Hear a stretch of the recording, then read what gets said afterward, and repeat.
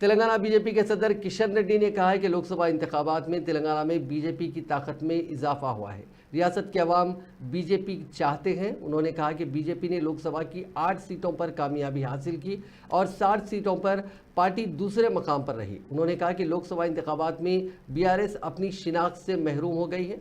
उन्होंने कहा कि बीआरएस उम्मीदवारों की कई हलकों में जमानत भी जब्त हो गई। बीजेपी ने वज़ीर आला के अपने हलके में भी कामयाबी हासिल की। किशन रेड्डी ने कहा कि तेलंगाना का मुस्तकबिल बीजेपी है। मुल्क के अवाम ने एक बार फिर मोदी को जीत दिलाई है। बीजेपी की रायदही के फीसद में हर साल इजाफा ही होता जा रहा है। उन्होंने कहा कि बीजेपी को 35% से ज्यादा वोट मिले हैं।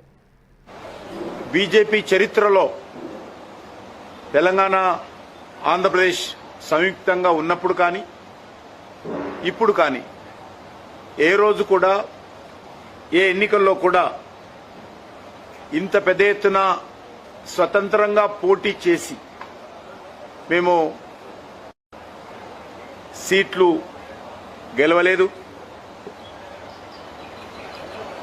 మొన్నటి శాసనసభ ఎన్నికల్లో తెలంగాణలో 8 అసెంబ్లీ స్థానాలు గెలిస్తే ఈ ఎన్నికల్లో 8 పార్లమెంట్ స్థానాలు గెలవడము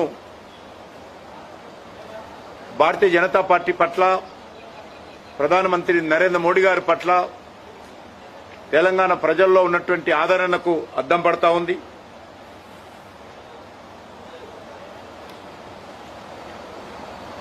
ఈ ఎన్నికల్లో